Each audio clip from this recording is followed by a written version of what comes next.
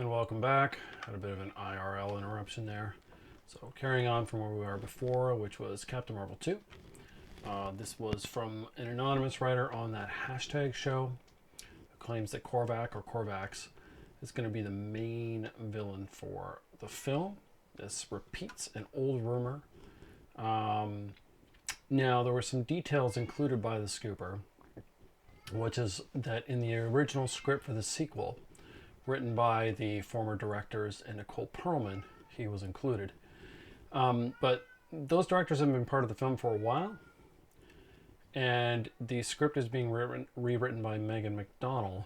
So, are we getting information based on something that's been out of date for a couple of years? Probable. Well, we'll have to wait and see. At least in this case, the poster gave us some idea where the info comes from. We'll see in their second post that that's not always the case. Next up, She-Hulk. Richard Nevins, so Daniel again, with a casting call that reads via Nevins this way. A recurring character under the codename Adood, D-O-O-D. She is a 20 to 30-year-old female described as a mysterious shapeshifter that embraces Earth's pop culture. Enjoying the way she lives life, she uses her power in any way that she can to make her happy, including getting herself power, money, and attention. She will reportedly be in 2 of the 10 episodes. So the speculation is that she's a character named Jacinda, a Skrull who becomes friends with She-Hulk. I'm not someone familiar with She-Hulk IP. Never read any comic that she was in or any of her own comics. Jacinda, I think, is a newer character as well. So speculation could be right.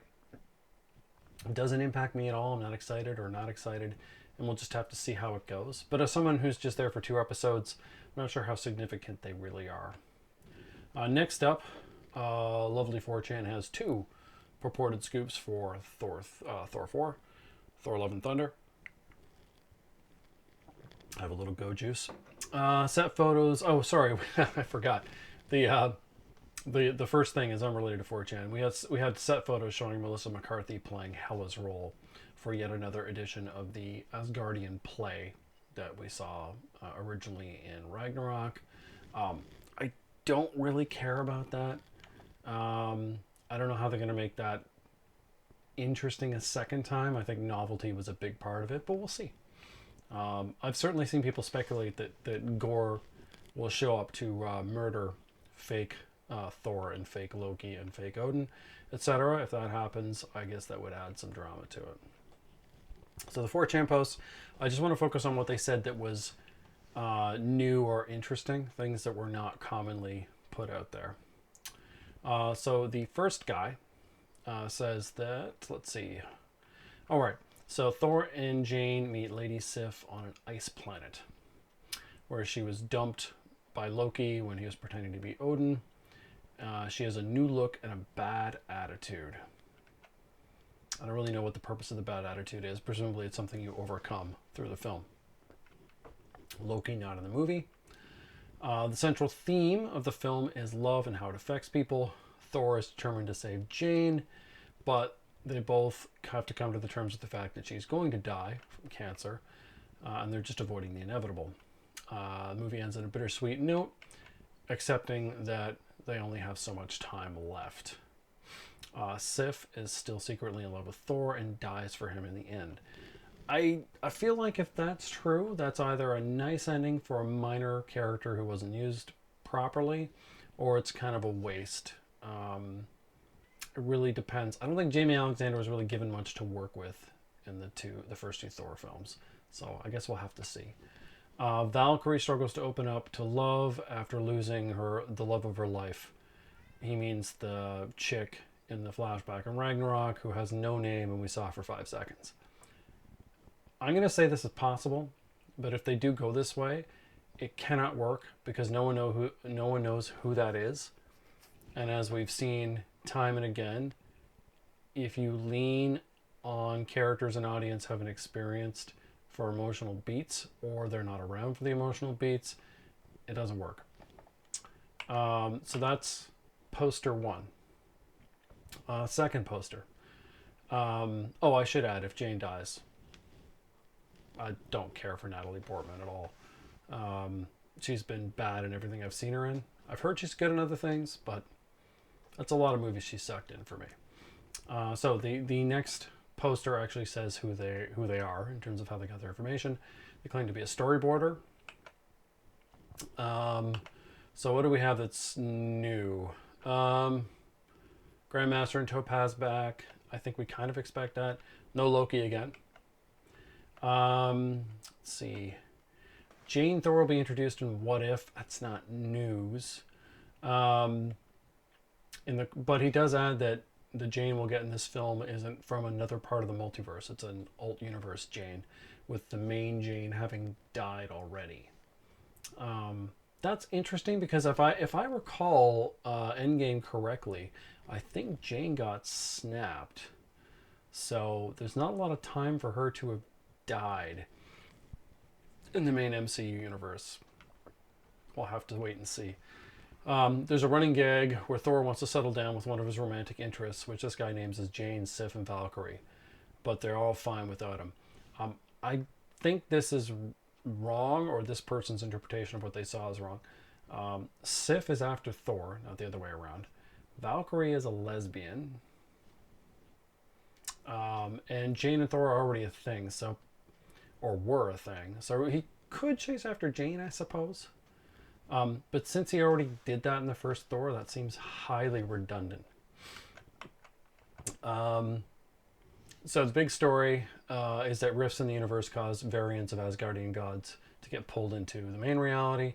So he crosses paths with many Mjolnir wielders from alternate timelines that help him find his purpose. And then he mentions that Taika Waititi really likes Throg, which is Frog Thor. This kind of thing would be really easy to speculate because it's basically what happens in the source material. So you don't need storyboards for that. You or I could have said that. And the guess with Throg be an easy one to make too. Valkyrie has a running gag where she's promiscuous with all sorts of characters. One of them included is Korg, who I don't think has a gender. He's a rock, but be that as it may, I don't believe that either. While the MCU has had promiscuous characters in the past, specifically Tony Stark and Peter Quill, that's a long time ago, and they're both part of character arcs. What character arc are you working on for Valkyrie? You know, all you have for Valkyrie is all the other Valkyries died. I got depressed and became a drunk for thousands of years. And then I got better and became Queen of Asgard. You know, being promiscuous is not really where you'd imagine you'd want to take that story. So, I don't buy that. The ending, there are multiple endings, this person says. One shows Thor realizing that being a drifter trying to help people is what's actually important. This guy is skeptical of that. I agree. It's how Endgame ends, so I don't buy that. While I disagree with a lot of the points from this guy, it certainly could be worse. And if all he's doing is working off some storyboards, we could be dealing with his interpretation not being very good. But yeah, grains of salt, it's 4chan, it's usually wrong. Next up is Guardians 3. So the Illuminati's Caitlin Tyrell, who I'd never heard of before, which doesn't mean much, put up a casting call for Adam Warlock, a 30-year-old Caucasian man who's described as both a superhero type and a Zac Efron type as Adam Warlock. Now, I was assuming this came from Daniel in Production Weekly. In my Scooper video and article, I go over why that is. But we can't be absolutely sure. It's just probable. This also echoes something we heard from 4chan back in 2019, except they specifically said that Efron himself was approached for the role, as opposed to them looking for an Efron type. And there was actually another 4chan post in September of 2020, so just this past September, where Efron actually met with James Gunn about the role. So this echoes things that have been floating around, albeit in the dungeons of 4chan. But after this came out, James Gunn shot it down. Blah, blah, blah, blah, blah. He had a lot to say. Just shooting it all down entirely. Now, typically the way the space works is denials are treated as meaningless and often almost as confirmations. So if an actor says, I'm not in something, most of the scoopers will be like, of course they deny it. There's an NDA. So naturally they have to do that. When directors do it, they tend to have a mixed reaction. I personally, it's hard to say for me if it's from Production Weekly, if that's where it's from, if it's from Daniel. If we see this echoed by him, then Gunn's just straight up lying. Now, he's lying for a purpose, but he's lying. I brought this up in the article. One of the things I thought was kind of funny is he had strenuous objections to the idea that the casting call specified Caucasians. And I thought it was just interesting because, so Adam Warlock is one of the Sovereign. That's the group Aisha is in charge of. And all the actors that I can remember who played those roles, they were all white people in gold makeup. So while he's technically correct that you could put anyone in that gold makeup and they'd be fine, if you're having the mother of Adam Warlock be white, then at least the mother, the character playing the mother of Adam Warlock, you would presume at least the son would be half, if nothing else. And then secondly, on a purely aesthetic, like on an art level, you kind of want the Sovereign to look like the Sovereign. It's like the Skrulls. They all have the same masks. And the Kree are all painted blue, although they are multi-ethnic. But it just seems it's kind of weird to me. It felt like virtue signaling. We'll have to see. I frankly don't care. It's someone under gold makeup. You can do what you want. But I think things like that from Gunn are a little ridiculous. And maybe bring it down from 11 to something else when you're talking about a fan site posting. I mean, why? I guess it's because it's about his thing. But anyway, I just thought that was kind of funny. The other Guardians thing we had was from Christopher Mark, where he erroneously thought an LLC is the production company you create to make a movie. He found one that he thought was for an Avengers project, and Daniel echoed this. But other people pointed out that it's actually for Guardians 3. Not the biggest of deals, but yeah, Guardians 3 is... We know it's coming. We know when it's coming. But yeah. Next up is Spider-Man 3. So we had a couple of 4chan posts about Spider-Man 3. The first one's pretty restrained, and I'll actually read this one through. I can strongly confirm Tobey Maguire and Andrew Garfield are in this. No shit, they've been seen on set. I haven't seen any CG scenes, but the concept art looks really cool. A lot of what has been filmed is the actors in front of a blue screen. There's a villain introduced at the very start of the film. You guys have seen him before in Spider-Man, but never as a main villain, only teased. They work together from multiverses. I think he's referring to the Spider-Man. I don't think it's been clearly explained how, but Doctor Strange knows, and he is hiding something from Peter. Peter wants to know, but is told it isn't safe for him to know. A similar moment to Peter complaining about Iron Man treating him like a kid, except with Strange. He also tries to fit in with people knowing he is Spider-Man. He isn't able to go to school anymore. His friends quit school too, and he pretends to not be associated with them. Sad scene in a store where he wants to talk to Ned and Michelle, but doesn't because other people are there.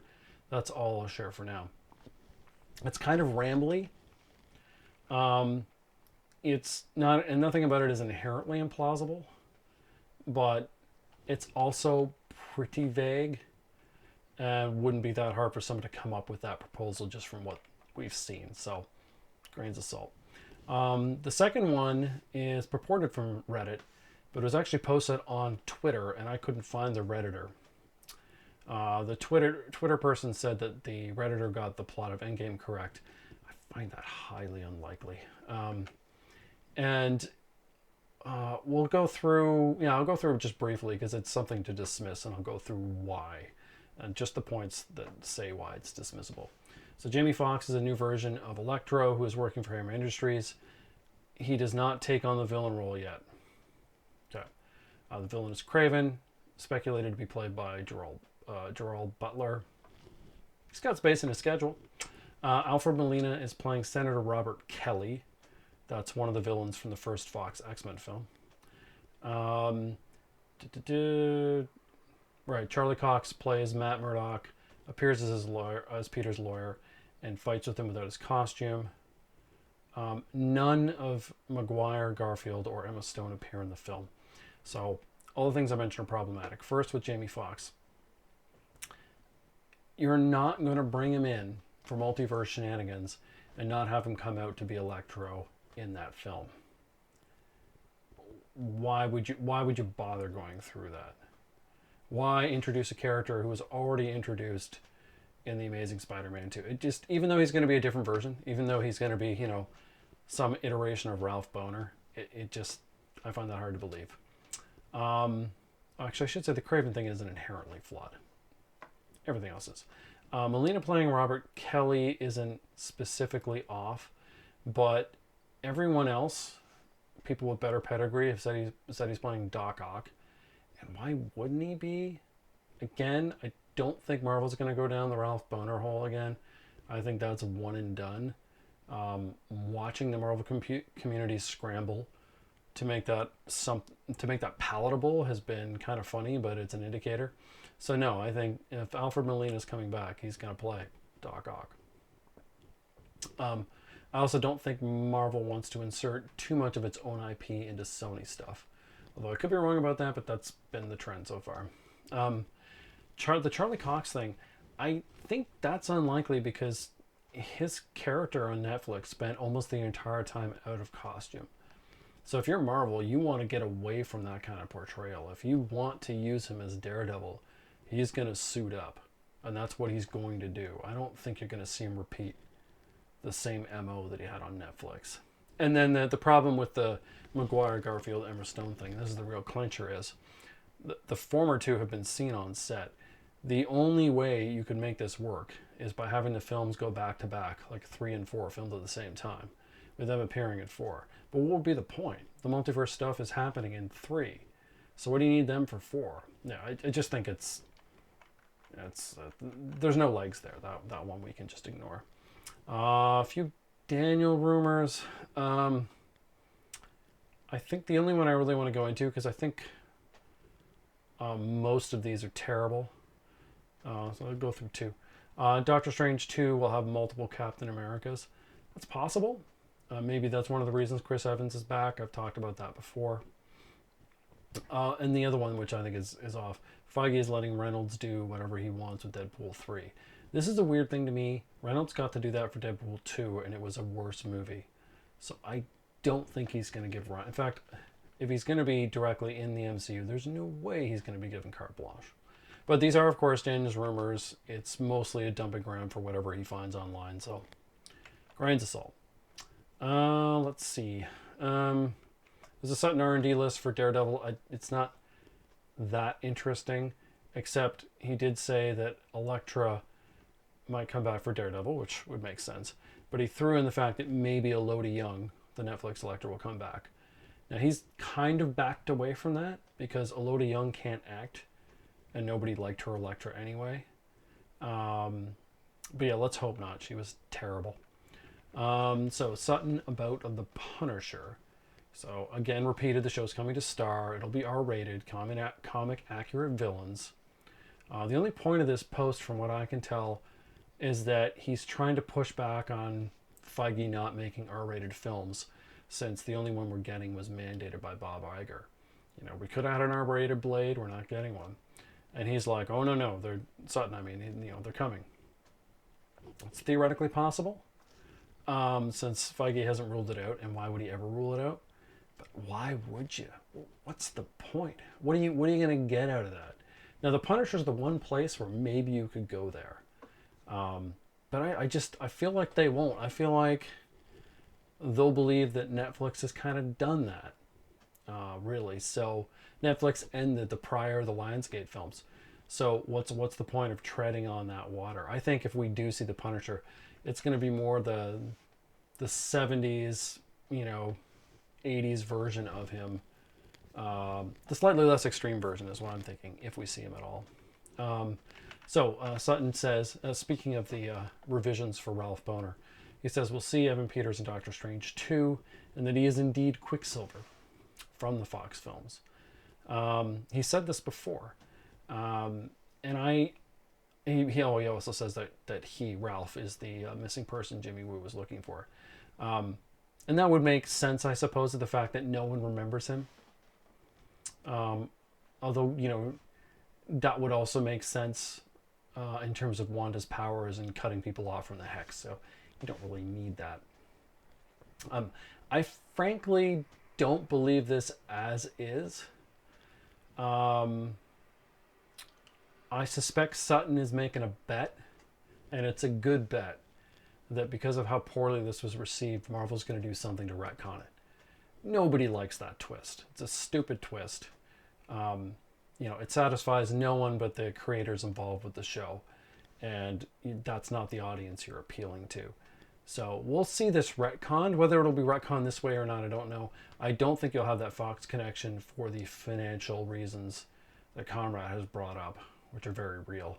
But you could get him as a Quicksilver. We'll see.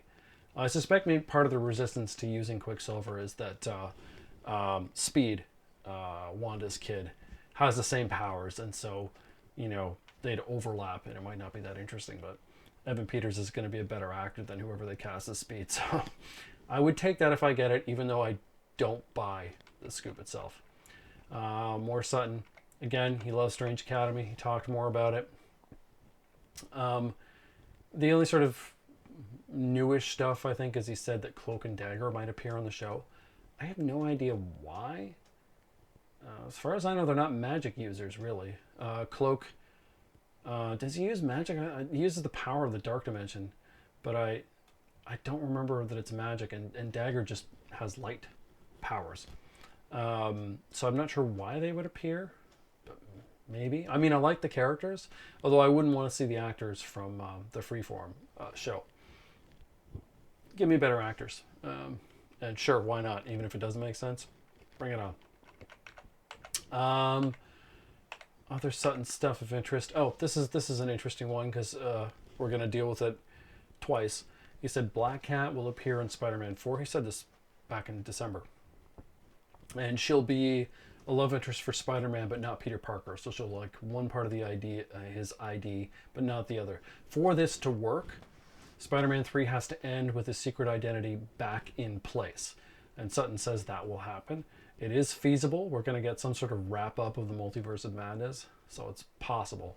But there's an issue with Black Cat, and I will get to that later when we get down to the Sony stuff. He repeated that Miles Morales is going to be a Sony character. He's going to be the Sony Spider-Man, while Peter Parker creatively is the MCU Spider-Man. This was echoed to some extent by the same pseudonymous hashtag show writer, and let's get into that because this is interesting.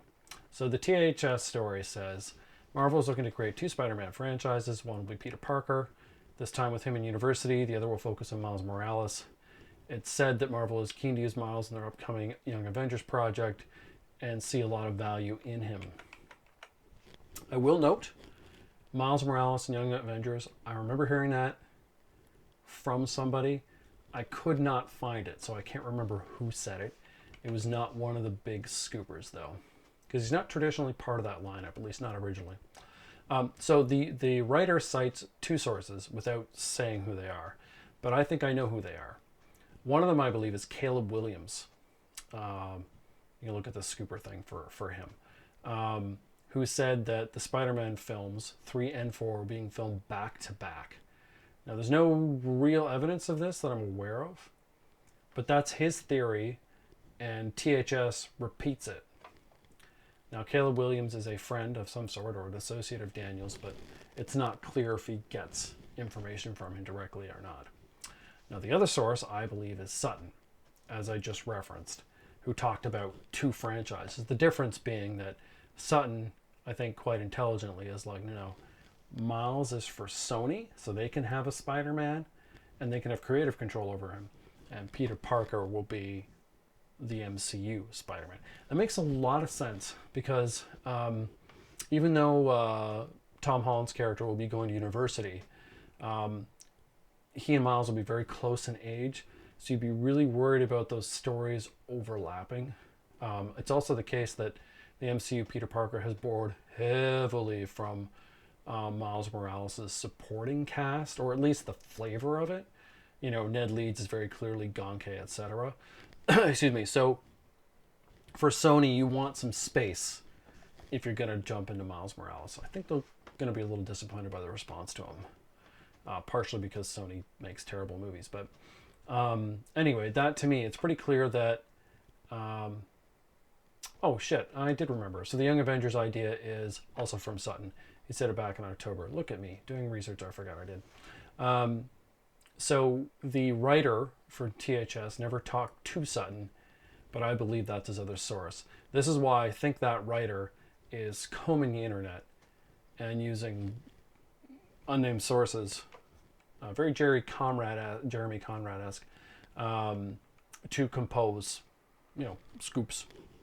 Anyway, right. So just to briefly go back to WandaVision and the fallout. I mentioned in my review that we've seen an about face from what was the set response from the Marvel community, and I mean influencers and scoopers and whatnot. Initially, it was to attack anybody who had anything negative to say about the show. That's the default norm. Very quickly, that changed to pseudo-apology videos. Like 72 hours, we started getting those. And now the narrative is shifting over to, hey, don't sweat it. Falcon the Winter Soldier is going to be amazing. It won't have the same issues. It is rare to see this kind of flip this quickly. I'm used to what you see with, say, Star Wars or Ghostbusters, where you have two sides on an issue and they just get entrenched and scream at each other for months or years. On and on and on it drags here. But one of the positives, I think, for the MCU is they're very keen on being fan-friendly. So hostility doesn't work. You don't want conflict. So if there is criticism, and the criticisms of WandaVision are very, very specific. People are generally happy with the show. They didn't like the mystery boxes. They didn't like the quality of the reveals. And very specifically hated what they did with Evan Peters. Feige is very attuned to that. As I mentioned earlier, I think you'll see course correction and something done to fix that on some level. And let's hope Falcon and the Winter Soldier is awesome. I hope it is. A lot of the previews for that, by the way, have been kind of a mixed bag for me. But they had a good one. They had one with a genuinely funny moment. When Falcon's talking about wizards. That's good. That's a good sign. I hope there's more of that. The showrunner, I think, we'll have to see. He's talking a big game about social issues that I suspect is not going to be followed through with very strongly in the show. But we'll see. Maybe I'm wrong. I should also just wrap up some drama I've mentioned a couple times. So one of Murphy's sources for WandaVision was a Reddit user. And I mentioned that Reddit user had chased someone off the site who had posted stuff that was relatively accurate about the show. And when this came to light, they burned their account and disappeared. And they are a reason why some of Murphy's stuff was incorrect. But what I'm really curious about, and no one has talked about that I've seen, is what evidence they provided to him and Reddit mods that their info was good. I have no idea. But yeah, it's just interesting. So they're gone, probably to return at some point, but under a new identity. And the fallout from that seems over now. It seems like it's resolved. Finally, we're going to dovetail back to the Black Cat thing. So back in September, Variety said that Sony's Silk project. So this is originally a movie from Amy Pascal. Silk, by the way, is a very minor character from the Spider-Man IP. So it's going to be an Amy Pascal film. What Sony tends to do is they give films to Amy Pascal and then ignore them until they go away. Because Amy Pascal is a crazy person and doesn't know how to make movies. But she has claims on the rights, so you can't ignore her entirely. So they said the film is now a show and being shopped to Amazon. So this runs contrary to other scoops. But Daniel had recently said that an actress being considered for the lead role and reaffirmed Amazon as its home. So he would only get that from Production Weekly. So that suggests Amazon has, in some way, shape, or form, got the rights for Silk. So this is interesting for a couple reasons, mostly impacting Sutton's predictions. So back in May, Sutton said Silk would be on Disney Plus. Then in September, after the Variety story dropped, he said there were complications due to the rights situation. Well, what complications? If Sony wanted to sell it to Disney Plus, that seems like a very easy provision to make. But I guess Sony maybe wanted creative control, but they would have known that Marvel wouldn't have been interested in that anyway. So that sounds a bit like rewriting history so his scoop isn't completely off. But if, as it seems, Production Weekly is posting Amazon-specific casting scoops for the show, it sounds like whatever the issues were, if there were any, were resolved. And it makes it seem likely that Sony's various potential Marvel shows will get dumped on Prime rather than Sony coming up with their own streaming service. And I'm perfectly fine with that because that makes their products easy to ignore and we can get on with our lives and try to enjoy better made stuff from the MCU proper. At any rate, I've rambled on long enough. As I said, the link to the original article will be in the description, along with timestamps so you can skip around. And we'll go from there. I have a lot of material on hand. I have a finished Wolverine article. The next News Digest is in progress, but I need a bit more info before that can come out. I think those are the only Marvel things specifically coming out, although I have been working for months on something about Amazon's Lord of the Rings. At some point, even though it's unrelated to this, that will come out. I might do a video for it if people are interested. I might just do it for me. I'm a big Tolkien fan, and while the odds are that Amazon will screw it up, those odds are very high. We can still hope we get something good, but that's just by the by. Anyway, thank you for watching. Any comments you have, leave them down. I'll check, and we will catch you guys next time.